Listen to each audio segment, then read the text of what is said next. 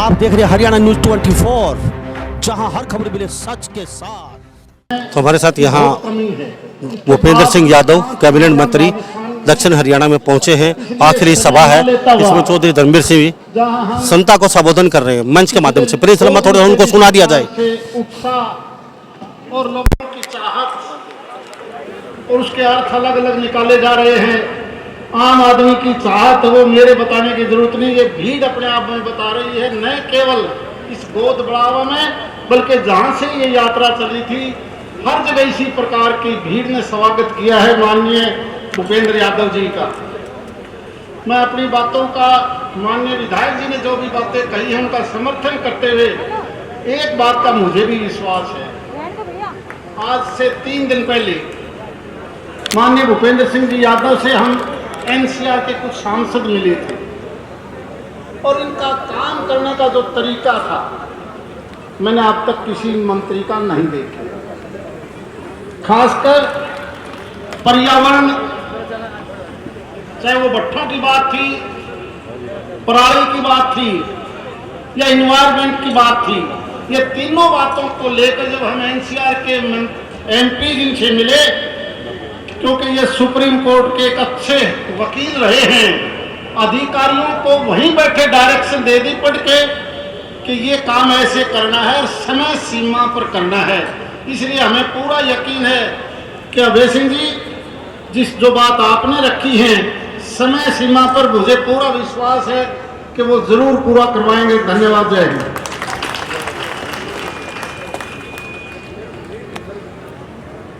धन्यवाद साहब। अब मैं हमारे ऐसे यशस्वी चौधरी धर्मवीर का हमने जनता को संबोधन सुना है। हमारे बीच भारतीय जनता पार्टी का प्रदेश अध्यक्ष है ओम प्रकाश धनखड़, उनका भी संबोधन सुन लीजिए। वो जनता को क्या कहते हैं और क्या सौगात देके जाते हैं, तस्वीरों में देख लीजिए, लाइव तस्वीरों में सुना रहे हैं। वहाँ मेरे मित्र केंद्रीय मंत्री भूपेंद्र यादव जी का अभिनंदन स्वागत करने के लिए आप सब आए हैं और मैं भी उनके अभिनंदन और स्वागत में, क्योंकि हरियाणा का ये बॉर्डर कल वहाँ किया था जब ये हरियाणा में घुसे थे, आज फिर वहाँ हूँ जहाँ से ये राजस्थान में प्रवेश करेंगे।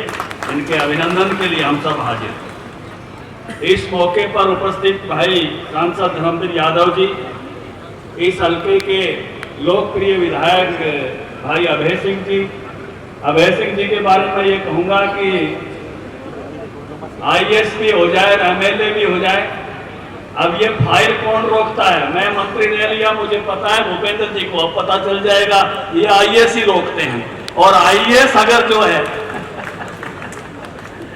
आपका विधायक हो जाए तो फाइल कैसे चलती है? घोड़े गेड़ से।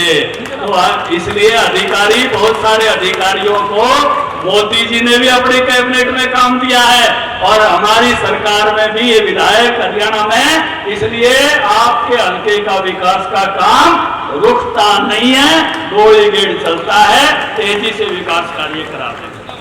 हमारे बीच में हमारे सांसद महंत पालकनाथ जी, रामविलास शर्मा जी, हमारे पालकनाथ जी बता रहे थे इनके मन में वो भावना आ रही है, भाणजे वाले रुपये देने और बाबा वाले देने हो, कौन से देने हो थारी मर्जी है कि मैं यहाँ का भाणजा हूँ। बाबा जी ने बैठते ही माँ का जिक्र करते हुए उर्मिला जी का, और ये भाव प्रकट किया कि मेरे मामा का गाँव है, और जब मामा है गाँव में हो तो अलग भावना आदमी में आई जाती है। देखो, और मारे तो भाई अक्सर और के पापा है माओ गद्दी के, जहाँ सारे जाकर हम बाबा जी ने धोख करा, तो आज भाणजे वड़े भी आ रहे और पापा जी को बाबा जी भाणजे थारी बच्ची है कह के रखे ईमानदार कर।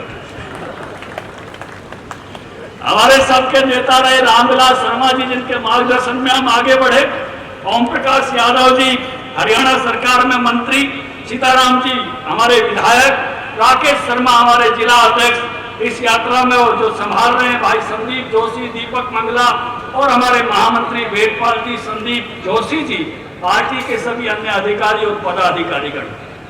ये भारतीय जनता पार्टी में होता है। लेकिन एक बात मैं देख रहा हूं कि जितना हरिद्वार ने हेज दिखाया, मोदी ने उतना ही हेज दिखाया। पहली बार 2 मंत्री, एक कैबिनेट मंत्री, एक मिनिस्टर ऑफ स्टेट, इससे पहले ईसा सूत बैठा था कदे चौपड़ी और 2। सेंटर में तो जो काम होगा लाला का बैठ जाएगा। ये तो अभय सिंह ने तो 3 बताए हैं, 13 बताते तो भी कोई दिक्कत नहीं थी। बुजुर्गों, नौजवान साथियों, मैं भूपेंद्र जी के लिए प्रेस कॉन्फ्रेंस कर रहा था, एक पत्रकार ने बोला अब भूपेंद्र जी आगे आप विकल्प तैयार कर रहे हो क्या? मगा भाई एक चांद 15 दिन चांदना दे है, जब 2000 महीने के महीने चांदना हो जाते के माठ लाते। हमारे 2 मंत्री अगर केंद्र में हैं तो हमारे लिए अच्छी बात है, करो की बात। ये बीजेपी में घटित होता है कि साधारण परिवार के लोग असाधारण यात्रा कर सकते हैं, साधारण सदस्य असाधारण बन सकते हैं। भूपेंद्र जी हम सब लोगों की यात्रा, जो रामविलास जी का परिवार हो, चाहे ओम प्रकाश जी एडीओ की नौकरी करके आते हो, चाहे महामंत्री रह के सीताराम जी आते हो, सब लोगों की यात्रा कैसी है कि जिसको कोई सोच नहीं सकता था कि कभी एमएलए बन जाएंगे, कोई सोच नहीं सकता था कभी ये मंत्री बनेंगे। ये बीजेपी में होता है। हमारे बूथ का अध्यक्ष देश का अध्यक्ष बन सकता है, हमारा पंच प्रधानमंत्री बन सकता है, ये बीजेपी में। हम साधारण लोगों को भी चुनाव लड़ाते हैं, हम साधारण लोगों को भी मंत्री बनने का मौका देते हैं। ये भारतीय जनता पार्टी में संभव होता है, किसी अन्य पार्टी में ये संभव नहीं होता। बुजुर्गों, नौजवान साथियों, भूपेंद्र जी जब बने तो बहुत सारे लोगों को हैरानी हुई होगी, क्योंकि अपने हरियाणा में कहने कई पहलवान ऐसे हुए जो ओवरे में कसरत करें, जब आओ मैदान में जब कुश्ती जीतते, जब जो है जब उनका बेरा पाटे रूप का पाटे। हमारे मुख्यमंत्री मनोहर लाल जी भी ऐसे ही थे, संगठन में काम करते करते और जब मौका बैठा तो प्रदेश के मुख्यमंत्री बने। ऐसे ही भूपेंद्र जी भी कभी बिहार में, कभी झारखंड में, कभी गुजरात में, कभी राजस्थान में, भिन्न भिन्न राज्यों में काम करते हुए और जब एकदम कैबिनेट मंत्री की जरूर न्यू आए, इस तरह ही ओलंपिक में खिलाड़ी आए, रूप का एक कदम पाट किया पूरे प्रदेश में। हमारे लिए ये बहुत ही ऐसी बात होगी। अभय सिंह जी बात कर रहे थे, इनको मंत्रालय वोट फाटे हैं, और भूपेंद्र जी कह रहे थे मेरे को थोड़ा सा आहिस्ता बता के दे, एक कदम रोड़ा पाट क्या। अरे श्रम मंत्रालय है, वो फैक्ट्री आड़ा 20-30 बाड़का लगान तो नाट नहीं सकता। और पर्यावरण मंत्रालय है, किसी के भी एनओसी इनके दस्तक बिना जा नहीं सकती। ठाट हो गए थारे तो जोर से किल की पाट दो। इधर सवाल इतने मंत्रालय लेकर भूपेंद्र जी हमारे बीच में आए हैं। आज आपके बीच में मैंने जो आने का तय किया इसलिए किया कि ये वीरों की भूमि है, आजादी का अमृत महोत्सव चल रहा है। नरसिंहपुर की लड़ाई में 5000 लोग शहीद हुए। इस 75वां साल जो आजादी का चल रहा, हम ऐसे सब महापुरुषों को याद करना चाहते हैं, और अनाम वीरों को जिनको इतिहास में जैसा स्थान मिलना चाहिए था वैसा स्थान नहीं मिला, उन सब महापुरुषों को राव तुलाराम समेत हम याद करना चाहते हैं इस 75वें साल में। और हम ये संकल्प करते हैं आपके बीच में, हे वीरों, कांग्रेस ने चाहे तुमको याद नहीं किया होगा, ऐसा देश बनाने की कोशिश की होगी कि इंदिरा गांधी एयरपोर्ट पे चढ़ो, राजीव गांधी एयरपोर्ट पे उतर जाओ, हम एक एक उस वीर को याद करेंगे जिसका नाम इतिहास में कहीं गुम हो गया है, जो आजादी की लड़ाई में जिन्होंने बलिदान किया। आज मदनलाल ढींगरा का भी बलिदान दिवस है। 121 साल पहले किस प्रकार से उसने जो चिंगारी आजादी की जगाई थी, उस महापुरुष को भी मैं उस बलिदानी को नमन करता हूं। हम उनको भी याद करेंगे जिन्होंने त्रासदी सही थी विभाजन की। 1 करोड़ लोग विस्थापित हो गए थे, रेफोजी हो गए थे, 10 लाख लोग मारे गए थे, 10,000 बहनें अगवा कर दी गई थी जातियों के साथ। ये आजादी हमें विभाजन की कीमत पर मिली थी, उनको भी हम जो है उस प्रकार से स्मरण करेंगे कि तुमने जो उस समय कष्ट सहे थे वो कष्ट हम याद रखेंगे। क्योंकि कोई समाज जब अपने बुरे को याद रखता है, अपने काले दिनों को याद रखता है, उसके जीवन में कभी बुरा नहीं होता, कभी काले दिन आते नहीं हैं। इसलिए दुनिया की सभी जमातें अपने इतिहास को याद रखती हैं कि वो बुरे दिन उनकी जिंदगी में फिर कभी नहीं आए।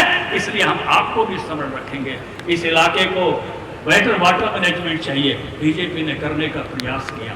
बाजरे का भाव राजस्थान बॉर्डर पे और अपने अडेनर पड़ेने हजार रुपए 1 क्विंटल पे, 10,000 रुपये 1 किले पे, इससे ज्यादा स्वाद और क्या आ सकता है।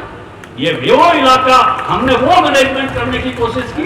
भूपेंद्र यादव जी, बंसीलाल जी कहा करते थे कि भाई ये जो यमुना के 7 जिले हैं ना, बोला ये हमारे रिश्ते नहीं करते, हमको बागड़ी कहते हैं, हमको गुड़ नहीं देते। अब धान का किला और बाजरे का बराबर कर दिया कि नहीं कर दिया? मोदी सरकार ने किया ना, और हमने हरियाणा सरकार ने खरीद की ना। अरे ताड़ी तो जोरदार मारो, हमसे रिश्ते कर लो, कोई धान नहीं सकता। बाजरे वाले ने बराबर का काम करके दिखा दिया है। तो ये जो परिवर्तन करके दिखा है, चाहे सरसों की खरीदो और चाहे नौकरियां में हिस्सेदारी हो। आपने मेरा था नौकरी कड़े कड़े रुक जाया करती थी, एक जो पढ़ेगा वो बढ़ेगा। ये जो करके दिखाया है, और इस इलाके ने उस बात की खुशी भी दिखाई है। वैसा ही जोटा बीजेपी के प्रति आपने प्रेम दिखाया, और वैसा ही प्रेम बीजेपी ने आपके प्रति दिखाया है। मैं भाई भूपेंद्र, आप हमारे जैसे सभी लोगों की तरह कल पिताजी को मिलवा रहे थे। भूपेंद्र जी बड़े साधारण से पतले दुबले से, मैंने नमस्ते की। भूपेंद्र जी कहने लगे पिताजी हैं, वहाँ मेरला बाबू ईसाई है, पतला दुबला से, बीजेपी में सूद बैठे ईसाई बेटे। नहीं तो ऐसे बड़े बड़े पिताजियों के जिनके नाम है वही आया करते थे। आज ये भारतीय जनता पार्टी का करिश्मा है कि साधारण परिवार से भी असाधारण यात्रा हो सकती है। ऐसे ही आपका बेटा, आपका भाई भूपेंद्र एक साधारण से असाधारण यात्रा करके भारत सरकार का मंत्री बन के बीच में आया है। जोर से अभिनंदन करो तालियां बजाकर। भारत माता की धन्यवाद। तो हमारे साथ यहाँ ओम प्रकाश धनखड़ भारतीय जनता पार्टी के प्रदेश अध्यक्ष थे। जनता को संबोधित किया, बड़े जोश के साथ जनता ने तालियां बजाकर उनका स्वागत किया है। और हमारे साथ भूपेंद्र सिंह यादव कैबिनेट मंत्री हैं, ये देख लीजिए तस्वीरों में। अब वो जनता को यहाँ संबोधन करेंगे। भारतीय जनता पार्टी जिंदाबाद। वास्तव में जोश है, अहिरवाल की जनता में जुनून है नए नेता को लेके।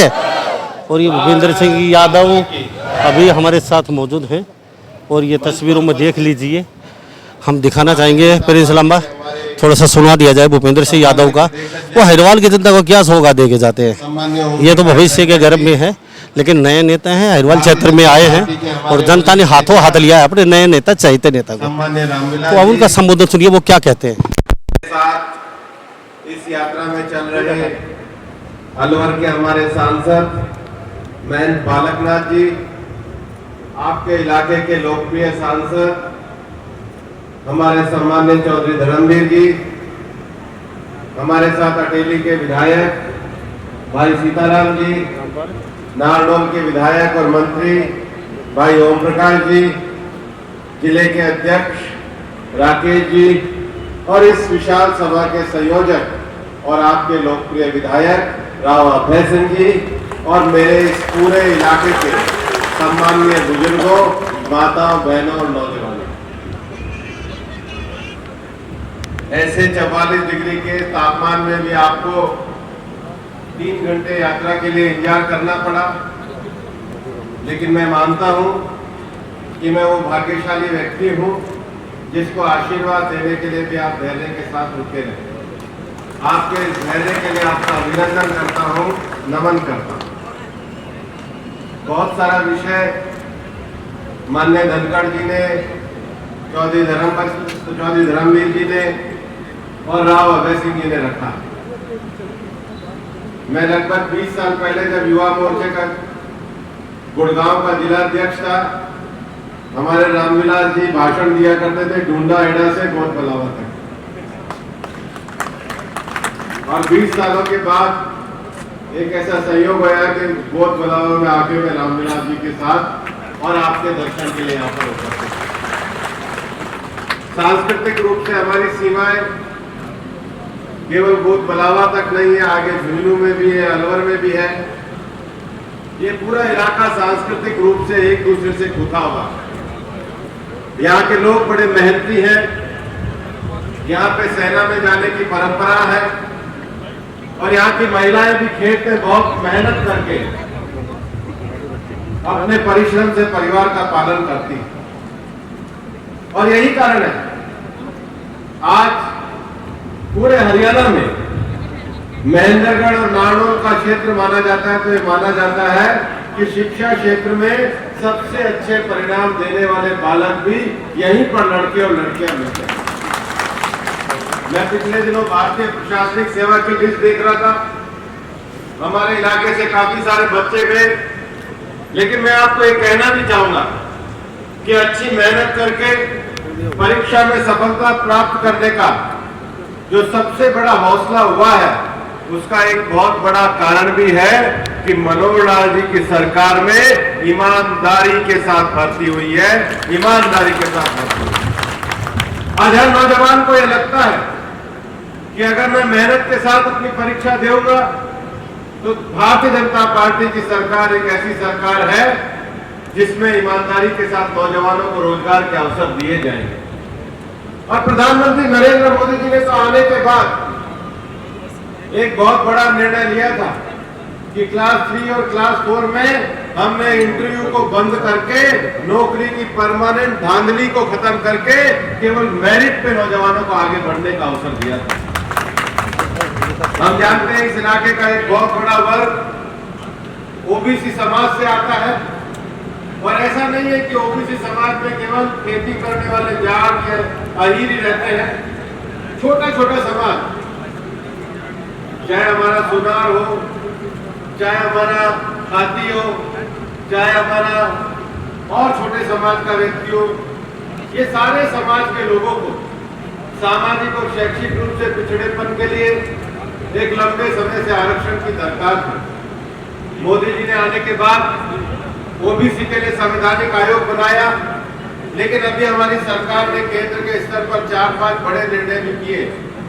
मोदी जी के नेतृत्व में हमने क्रीमी लेयर की जो एक सीमा थी उसको बढ़ाकर बड़े समाज को आने का अवसर दिया। हमें लगता था कि जो शिक्षा की बुनियाद है, नौकरी में तो कोई बच्चा तब आ सकता है जब नौकरी में आने से पहले उसको स्कूल की अच्छी शिक्षा मिले। देश भर में जितने भी केंद्रीय विद्यालय हैं, जवाहर नवोदय विद्यालय है, सैनिक स्कूल है, सब में हमने 27% ओबीसी के बच्चों का आरक्षण सुनिश्चित किया। पूरे साल में 4 लाख बच्चों को इसकी सुविधा मिली। आप समझ सकते हैं मोदी जी के 10 साल के शासनकाल में अगर 40 लाख बच्चों को यह अवसर मिलेगा, यही तो 40 लाख बच्चे होंगे जो स्कूल से निकलकर आगे कंपटीशन की अच्छी तैयारी कर सकेंगे। बच्चे मेडिकल की परीक्षा में जाते थे, बच्चे इंजीनियरिंग की परीक्षा में जाते थे। विशेष रूप से मेडिकल में कांग्रेस के राज के कारण ओबीसी के बच्चों को रिजर्वेशन नहीं था। 27% आरक्षण ये मेडिकल के क्षेत्र में इसी साल मोदी जी की सरकार ने किया। और आर्थिक रूप से जो और भी समाज है, जो सामान्य समाज है, जो सामान्य स्वर्ण समाज है, उनके लिए भी 10% आरक्षण की व्यवस्था करी। ये मैं क्यों कह रहा हूं? ये मेरे कहने का तरीका ये है कि हिंदुस्तान का लोकतंत्र तब मजबूत बन सकता है जब समाज के हर हिस्से को आगे बढ़ने का अवसर दिया जाए। लोकतंत्र का अर्थ ये है, आज अगर हम आपके साथ संवाद कर रहे हैं, आपका आशीर्वाद मांगने आए हैं, तो उसका सबसे बड़ा कारण यह है कि हिंदुस्तान के हर वर्ग की हिस्सेदारी इस देश के शासन में होनी चाहिए। हमारी हिस्सेदारी किसी भी रूप में हो, हमारा नेतृत्व किसी भी रूप में हो, हमारा नेतृत्व पंचायती राज का हो, हमारा नेतृत्व विधायक का हो, हमारा नेतृत्व सांसद का हो, केंद्र सरकार का हो, नौकरशाही में हो, सेना के अंतर्गत हो, शिक्षा के अंतर्गत हो, उद्योग और व्यापार के अंतर्गत हो, और अच्छे किसान के रूप में हो, जिसमें प्रतिभा है और योग्यता है, उसको विकास के समान अवसर मिले। और इस समान अवसर के साथ ये विकास भी बराबर पहुंचना चाहिए। मैं जानता हूं इस यात्रा में काफी देरी हो रही है, लेकिन मैं फिर भी आपको यह कहना चाहूंगा कि 5 सालों में देश के गरीब आदमी के जीवन को सुधारने के लिए, चाहे उज्ज्वला योजना का विषय हो, प्रधानमंत्री आवास योजना का विषय हो, हर घर जल पहुंचाने का विषय हो, सारे विषयों पे हमारी सरकार ने ईमानदारी से काम किया। इस इलाके की 3 बातें रखते हुए राव अभय सिंह जी कह रहे थे, ये ठीक है कि दक्षिण हरियाणा पानी की समस्या से जूझ रहा है। एक मंत्रालय मेरे पास आता है, पर्यावरण मंत्रालय। मैं आपको ये कहना चाहूंगा कि इस समय देश में हम भी इस बात के उपाय में लग रहे हैं कि देश की सबसे बड़ी चुनौती है कि बहुत सारे कारणों से हमारी जो लैंड है उसका डेजर्टिफिकेशन हो रहा है, मरुस्थलीकरण हो रहा है। और जमीन के मरुस्थलीकरण होने के कारण जमीन में पानी के मॉइस्चराइजर की कमी होना है, जिसके कारण फसल की उत्पादकता में कमी आती है, जमीन का खारापन बढ़ना है। लेकिन कई जगह जमीन सिल्टिंग के कारण, वाटर लॉगिंग के कारण परमानेंट दलदल बनना भी। ये समस्या सब जगह पे अलग अलग तरीके की है और मैं ये कहता हूं कि इसको सुधारने के लिए भारत सरकार के प्रधानमंत्री नरेंद्र मोदी जी ने एक लक्ष्य हमको दे रखा है कि देश की 30 लाख हेक्टेयर जमीन को वापस से सुधारने के लिए भारत सरकार काम कर रही है। और भारत सरकार का पर्यावरण मंत्रालय के साथ साथ हमारी 8 मिनिस्ट्री, हमारी रूरल डेवलपमेंट मिनिस्ट्री, हमारी एग्रीकल्चर मिनिस्ट्री, ये 8 मंत्रालयों का एक समूह काम कर रहा है। और मैं जानता हूं इसका जो मैपिंग होता है वो अहमदाबाद का हमारा नासा का सेंटर मैपिंग करके देता है और उसके संबंध में विभिन्न सरकार की, भारत सरकार की जमीन के मरुस्थलीकरण को रोकने की योजनाएं हैं, वो चलती है। मैं राव अभय सिंह जी को और हमारे सांसद जो हमारे चौधरी धर्मवीर जी को मैं आमंत्रित करता हूं, दिल्ली में आए, मैं मंत्रालय के 8 की 8 स्कीमों के साथ आपको बैठाऊंगा, जितना लाभ हमारे इलाके के लिए हो सकेगा वो करने का मैं काम करूंगा। जहां तक रेलवे की बात है, ये तो प्रोजेक्ट के स्तर पे है, लेकिन हमारे अश्वनी वैष्णव जी रेल मंत्री बने हैं। आप जब इसके लिए आए तो एक बार उनके साथ भी हम बैठक जरूर कर सकते हैं।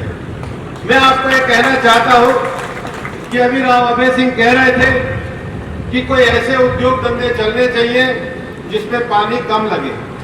मेरे को तो ये मानना है कि हमारे नौजवानों को अच्छे बीपीओ सेंटर स्थापित करने चाहिए। टेक्नोलॉजी और डिजिटल टेक्नोलॉजी की इतनी ताकत हो गई है कि अगर हमारा नौजवान थोड़ा सा बातचीत में फ्लुएंट हो जाएगा, अपने प्रोनाउंसिएशन को अच्छा कर लेगा, तो वो गोद बढ़ावा में बैठ के भी अमेरिका के लिए कॉल सेंटर चला सकता है। लेकिन इन सब के लिए, प्रतिभा के लिए मेहनत करनी पड़ती है, सोच निकालनी पड़ती है, नए विषय निकालने पड़ते हैं, नवाचार करना पड़ता है। और मैं आपको कहना चाहता हूं, अभी जब आप अच्छे स्कूल चला चुके हैं, आज 10 और 15 साल में महेंद्रगढ़ में स्कूलों का एक पूरा हब बन गया है, ये स्कूलों का गुरुकुल बन गया। जब हम स्कूलों का गुरुकुल बना चुके हैं तो आप मान के चलो कि शिक्षा के एक स्तर पे हम पहुंच चुके हैं। लेकिन शिक्षा के आगे के स्तर पर क्या, इसको बैठ करके सोचना चाहिए। केवल स्कूल वालों को भी ये नहीं सोचना चाहिए कि बच्चे गिन ले और फीस गिन ले और बाद में बिल्डिंग बना लें। बिल्डिंग से आगे की तैयारी यहाँ की सोच में पैदा करनी होगी। राव अभय सिंह जी के पास बहुत बड़ा प्रशासनिक अनुभव है। सही कह रहे थे धनखड़ जी, ये प्रशासनिक अनुभव और शिक्षा की लगन की बात है कि आपके परिवार ने भी बहुत अच्छे स्थान में शिक्षा की लगन के कारण स्थान बनाया है। लेकिन शिक्षा की लगन का जो स्थान हम अपने लिए, अपने परिवार के लिए करते हैं, एक समय आता है जब हम इसको समाज के लिए भी करना होता है। क्योंकि हम पे जो कुछ भी ऋण है, हमें अपने परिवार का तो ऋण है ही है, लेकिन हमारे पे समाज का भी ऋण होता है। जिस समाज में हम पैदा होते हैं, जो समाज हमें नैतिक रूप से आगे बढ़ने की ताकत देता है, जो समाज कभी हम गिरने लगते हैं तो उठाने के लिए प्रोत्साहन करता है। और मैं तो बहुत भावुक होकर के कह रहा हूं कि मैंने कभी सोचा नहीं था कि अगर मोदी जी मेरे को आशीर्वाद देंगे तो विराट रूप में आकर के ये देवता की तरह समाज मेरे को आशीर्वाद के लिए इतनी बड़ी संख्या में उपस्थित है। ये मेरे लिए बड़ा भावुक क्षण है। तो सिरोल के बॉर्डर से लेकर के कोई गांव ऐसा नहीं देखा जहां पर लोग इतने प्रेम से नहीं उमड़े हो। मैं जानता हूं मेरी ताकत सीमित है, मैं जानता हूं मेरी ताकत इस मामले में आप लोगों से सीमित हो सकती है, लेकिन मैं आपको विश्वास दिलाना चाहूंगा कि आप, मेरी ताकत जरूर सीमित है, लेकिन आपका आशीर्वाद मेरे को 24 घंटे काम करके सेवा का काम करने के लिए प्रेरित करेगा। मैं वापिस से इस धरती को नमन करता हूं। अभी तो गोद बलावा से मैं राजस्थान में झुंझुनू में चला जाऊंगा, लेकिन मैं कहना चाहूंगा कि अहिरवाल की अपनी परंपरा रही है। अहिरवाल के सैनिकों ने देश के लिए अपना बलिदान दिए हैं। यहाँ के जवान, यहाँ के किसान, यहाँ की महिलाएं, यहाँ के नौजवान देश को बढ़ाने के लिए जो अपना योगदान दे रहे हैं, मैं आपके साथ कदम से कदम मिला करके चलूंगा। आपके आशीर्वाद से, आपके संदेश से, मोदी जी के आत्मनिर्भर भारत बनाने के संकल्प पे हम सब आगे बढ़ेंगे। आपका आशीर्वाद मेरे साथ रहे। आपके जनप्रतिनिधि और आप लोग जो भी सेवा का कार्य लगाएंगे उसको पूरा करने के लिए पूरे तरीके से मैं ईमानदारी के साथ काम करूंगा। इतना ही कह के आपके आशीर्वाद के लिए बहुत बहुत धन्यवाद। जय हिंद, जय भारत। भारत माता की। भूपेंद्र यादव जिंदाबाद। धन्यवाद की कड़ी में आप देख रहे हैं हरियाणा न्यूज 24, जहां हर खबर मिले सच के साथ।